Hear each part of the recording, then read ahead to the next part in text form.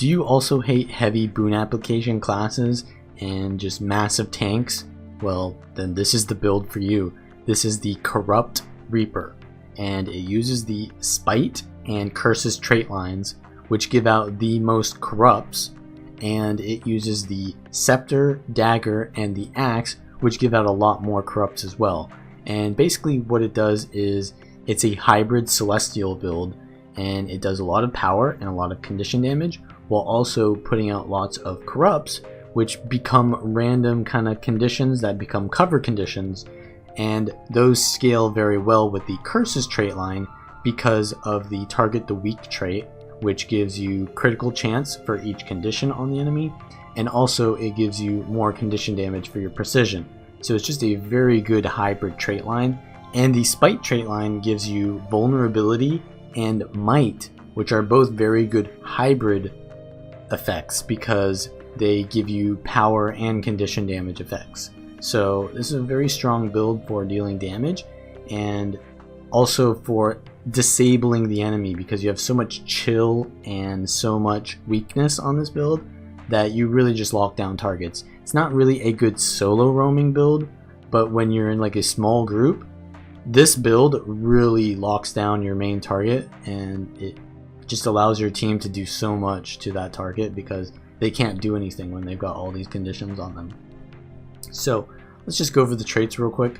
In Curses, you have Barbed Precision, which gives you a chance to give out bleeding when you critically hit, so that's a very good hybrid trait. You have Plague Sending, which will transfer conditions whenever you enter Shroud, and it gives you like a buff, and you'll see it right here, and that will leave when you leave Shroud. So you have to hit something when you're in Shroud, but because you have Weakening Shroud and you have Spiteful Spirit, just entering into Shroud will usually proc that. The timing is also really good because when you transfer those conditions, you're also using other effects that will put on other conditions. So Weakening Shroud will give you weakness whenever you crit, so it's very good with precision, but it will also cast Lesser Enfeeble when you enter Shroud, and that'll give more weakness and bleeding, and then it will convert a boon into a condition, so it's corrupt there. And then you have Spiteful Spirit whenever you enter Shroud as well. You'll do a corrupt around you, and you'll cripple and give yourself retaliation for each ally, for each foe that you hit. So whenever you enter Shroud, you'll always do two effects. You'll do an instant Spiteful Spirit, and then a little bit of a delayed Weakening Shroud. And it's good to use those in melee range, and that's why I like to use the Reaper with this build, because generally you want to be in melee range with the Reaper as well. So the Path of Corruption is also going to make your Shroud 2 skill convert boons into conditions. So that's just more boon corruption. You have to land your Dark Path or your Death Charge for Reaper. And then in Spite, whenever you chill, you'll give vulnerability, so you give out a lot of chill on this build, and that means you can get up to like 25 vulnerability, and that's really good for the Axe too, because it gains double the effect of vulnerability. So your Axe 2 can actually hit almost as hard as a power build, like a full power build, just because you get so much vulnerability on this build. If you can get to like 25 stacks of vuln, your Axe 2 will hit like a truck. Then you also have Lesser Spinal Shivers, which is nice because it gives chill and it removes even more boons. So it's a really low cooldown, and whenever they're below 50% HP, if you just hit them, you'll give them chill, and it really helps you to finish off targets. That's kind of like the main thing about this build, is it finishes off targets. It doesn't let things get away unless they really have like an escape or some sort of like port. So you're not good at really chasing things unless you've got your chill on them. And then you've just got a lot of might generation here from Siphon Power, and even more vulnerability from Death's Embrace when you're hitting targets below 50% HP. And we already went over Spiteful Spirit. So yeah, there's a lot of hybrid synergy here. You've got Fury, you've got increased precision, and in Reaper, you're going to get Chilling Nova. So whenever you crit someone who's chilled, you will give them more chill. So it'll basically be like another bit of like vulnerability, But the chill uptime is really important, not just because the chill is very powerful, because chilling someone will also allow you to deal more damage to them, not just from the vulnerability, just from the Reaper trait, Cold Shoulder, but also because whenever you hit a foe that is chilled, you will gain might, so that's even more damage. And on this build you gain tons of might because of constantly hitting foes with chill and hitting them when they're low HP. And we'll also talk about later on the Aristocracy Rune, which will proc might on you whenever you weaken foes, and you get a lot of weakness too. So the reason why all of this might is good, not just because of the hybrid damage that it gives you, but it's also because of Blighter's Boon. Blighter's Boon gives you life force when you are out of Shroud whenever you gain a boon, and it will give you healing whenever you're in Shroud and you gain a boon. So whenever you use your Shroud 1 skill, you will gain might, so that'll heal you just by auto attacking in Shroud. And whenever you hit things, you'll be gaining might, and that'll be healing you. Whenever you give out weakness with the Aristocracy Rune, we'll talk about that as well, you're giving out healing. So because you have Spite and Curses, you're kind of lacking on the Shroud generation, and I make up for that with the Reaper trait line by gaining the Blighter's Boon effects. And there's so many boons that you gain on this build that it really gives you a lot of sustain, and you can go in Shroud for longer periods of time, even though the Reaper Shroud is actually, it degenerates like a lot faster than the core Shroud.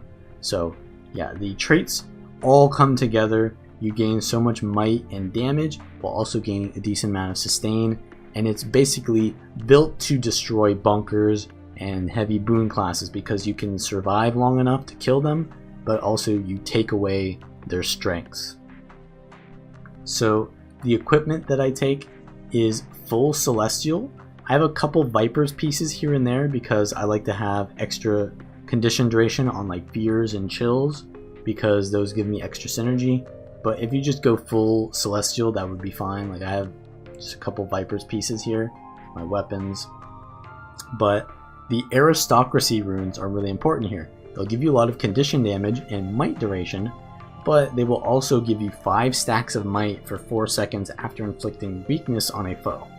And you give out a lot of weakness, right? You have the Dagger 5, you have the Shroud entrance, you have Corrupting Might, so whenever you corrupt a might, you'll put weakness, and that'll give you the Aristocracy proc.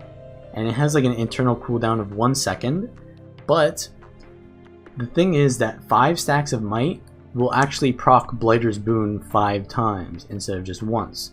So you're gaining a lot of synergy there from the Blighter's Boon and the Aristocracy Rune, and it just gives you that damage and that sustain that you really want. And on the weapons, I have Cleansing on the Axe and Agility as well on the Warhorn. The reason why I like Agility is because not only does it give you boons, which gives you, Blighter's Boon synergy, but it's mostly for the swiftness, because I don't really get that much swiftness on this build. Like I have the Warhorn 5, but that's not going to give you enough uptime for permanent swiftness. You also have Spectral Walk, but you don't really want to be using that for swiftness because it's a really good cooldown that you want to save for juking and surviving. So you don't want to just be using that off cooldown. So I really like the Agility Sigil, and the Cleansing Sigil is kind of nice because you're not running blood magic. So it kind of has like a similar effect. When you leave Shroud, it can sometimes proc the Sigil. Then on your Scepter and Dagger, I take Strength and Doom.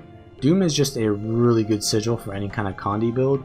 It gives you extra Condis, like maybe when you're in like Axe, you'll gain some poison, which will give you more crit chance because of the trait in Curses. And when you're in Scepter, yeah, you got poison, and when you're in Shroud, you got poison already. But extra poison ain't gonna hurt, so it's just nice to have the extra damage. And because of how sigils work on Necromancer, you can proc them a lot more than you think, because when you enter Shroud, you can proc a swap sigil. So swap sigils are very good on Necromancers. I also have Superior Sigil of Strength because that's just going to give out more might, and as we know, the might is going to give you damage and it's going to give you sustain. And you're gaining this all the time while you're in the Scepter because it's like a 1 second ICD. All you gotta do is crit and you'll be gaining that might. So it's really good. So yeah, pretty much I go for like 40% crit chance. You can go for a little bit more, but yeah, when you go in Shroud, you'll go up to 60%-ish when you have Fury on you, and maybe if your allies give you Fury. But yeah, you can't really go too much precision because you'll be squishy. If you want to go a little bit more Vipers, you absolutely can, but I like to go a little bit more survivable so that I can't be a easy target. So yeah, those are the equipment. But on top of that, there is the food, which is really important to the build. There is the Ghost Pepper Poppers, which when you have this food, you will have a 40% chance to, depending on the time of day. So when it's nighttime, you have a chance to give chill to your target whenever you crit them. So 40% chance, so it's like 40 to 60% chance to crit, and then 40% chance on critting. So it's not that often that's going to happen. You'll give chill during the night, and you'll gain might during the day. So they're pretty much the same thing, because if you give the target chill, then you're gaining might, and if you're gaining might, well then you're just gaining might. But yeah, during the nighttime it's a lot better because the chill will not only give you the chill, but it will also give you vulnerability and the might. So these are much stronger during nighttime, and it just gives you all that chill uptime that you really want. So you actually feel like more powerful at nighttime, which is kind of interesting because Reapers or Necromancers are kind of like that vampire playstyle. So if you're into that role play, it's there for you. You want to start out with your Scepter 2 usually, because this will give out crippling and bleeding, and you can use it while facing any direction. So it's pretty nice for kiting with it. Then from there you can use Feast of Corruption or Enfeebling Blood, because both of these will give out boon corruption. Enfeebling Blood is a little bit slower, but you can use it while facing any direction. And Feast of Corruption is quicker, but you have to be facing the target. So decide based on the situation if you're kiting, using Enfeebling Blood, or Feast of Corruption. But then obviously you want to use the next one as well. You want to just use both to get as many corrupts as possible. Then Deathly Swarm is a really good condition transfer. It is a projectile, so you have to be careful about that because it can get reflected and you'll basically transfer condition from them to you. So yeah, don't let that happen. But it's also a really nice blind, and because you're low on condition cleanses with this build, it is pretty nice. And then on your axe, you've got the Axe 2. We already talked about the bonus vulnerability per stack is really good. So then you've got the Axe. You have a lot of vulnerability synergy on the Axe 2. So all of your chills are really important to get out before you use Ghastly Claws. Otherwise, it's not going to do that much damage. And then you've got Unholy Feast. So this is your Boon Corrupt, just an AoE around you. And it's pretty nice for just kiting with it because it doesn't require you to face a target. And then you have Wail of Doom, which is a 2-second daze in front of you that's unblockable. Really nice for interrupting skills and stuff like that. And then you've got Locust Swarm, which you just want to use that before you go into Shroud and go into melee range because it'll suck up all of their health and give you Life Force. So in Shroud, what you'll do is usually you want to be in melee range when you Shroud because you want all of those procs to happen right on top of them. So as you can see there, just from going in Shroud, I've got a lot of weakness, some bleeding, and some cripple. And if I had corrupted any boons, I would have gotten more conditions there. Generally, you like to use Death's Charge and Soul Spiral. Those are pretty much your biggest damage dealing skills in Shroud. Your Shroud 3 can give you stability, and you can use it again to Fear. It's really good for setting up combos. And Executioner's Scythe is a 2.5-second stun, which will pulse out chill in the area, so give a lot of vulnerability. And what's really good is using your Shroud 2 and your Shroud 5, because that'll give you Frost Aura, and when you get hit in melee with Frost Aura, you will give chill to nearby foes.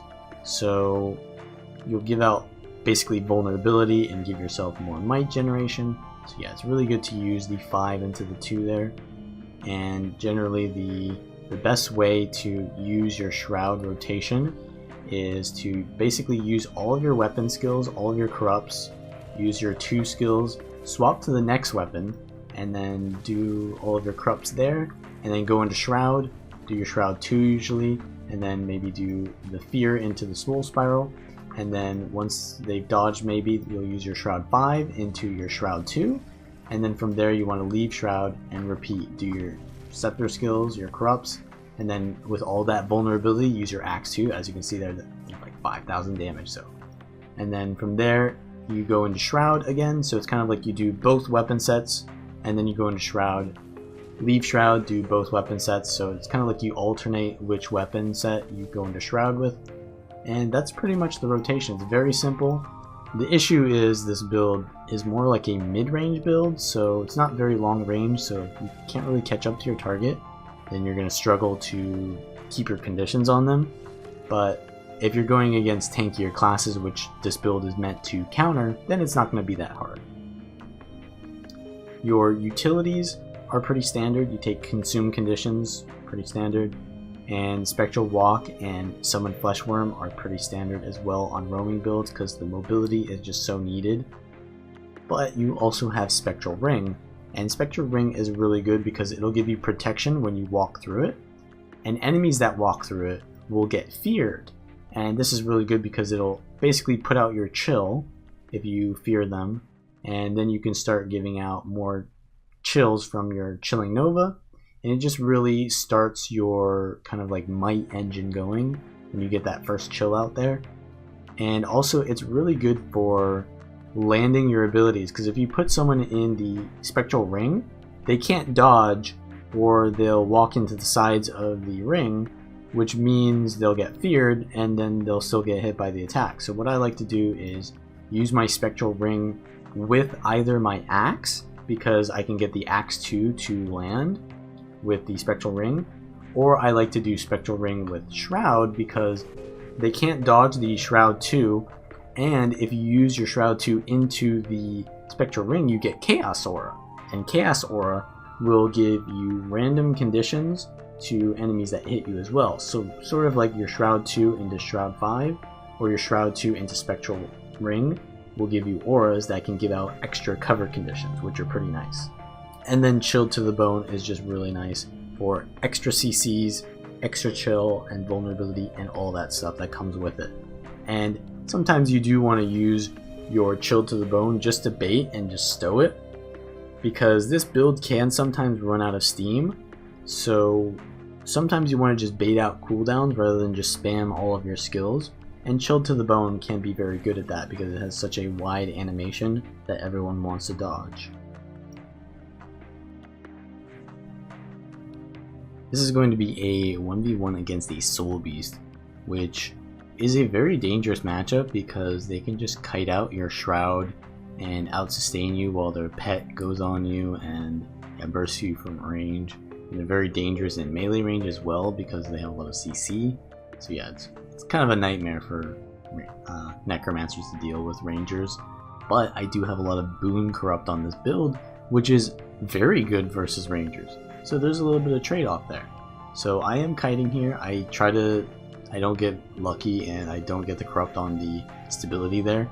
Corrupting stability is very important because you get chill and fear when you corrupt stability. So yeah, it's really important to try to corrupt people who have stability on them because it gives you so much value.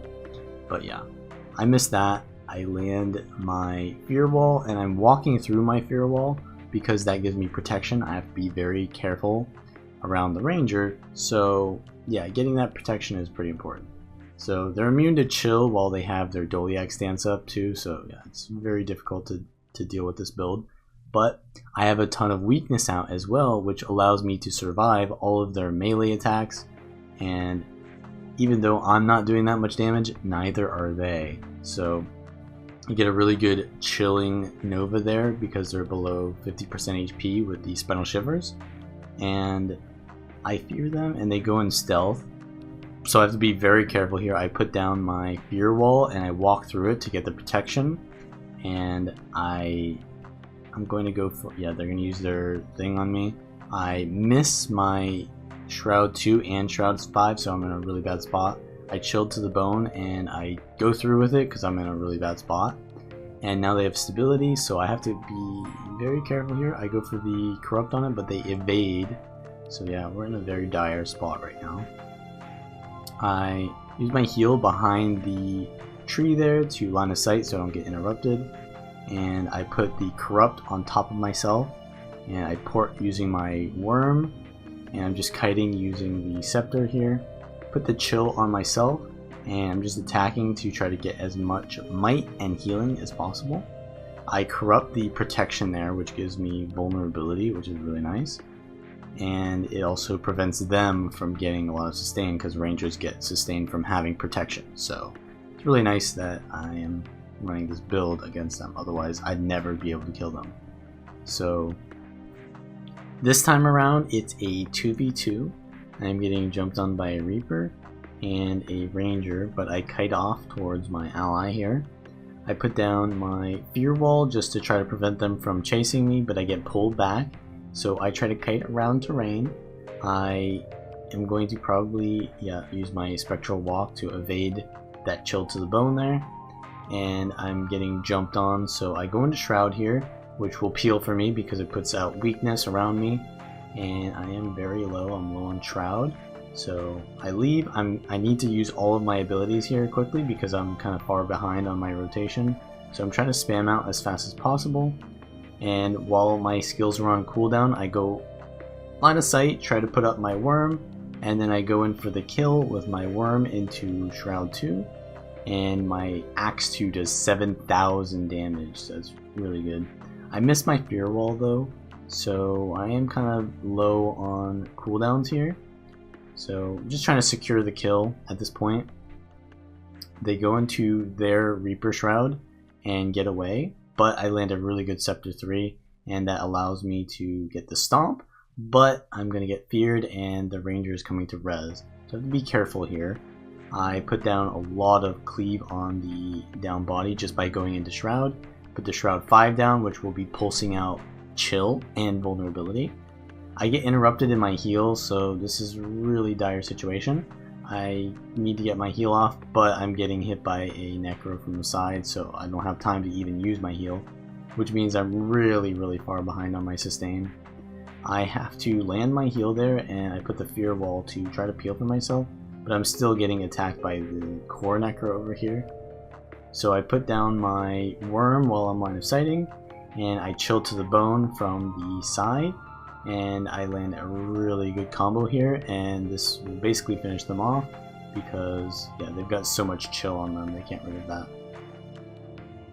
So yeah, I'm just using line of sight here while casting my Scepter 2 because you only need line of sight to start casting Scepter 2, you don't need it to finish it. And I get the stomp there with a spectral walk into worm, and that allows us to get the kill and to push into the 2v1 here. So if you like this kind of video, give it a like and subscribe, and I will see you guys next time.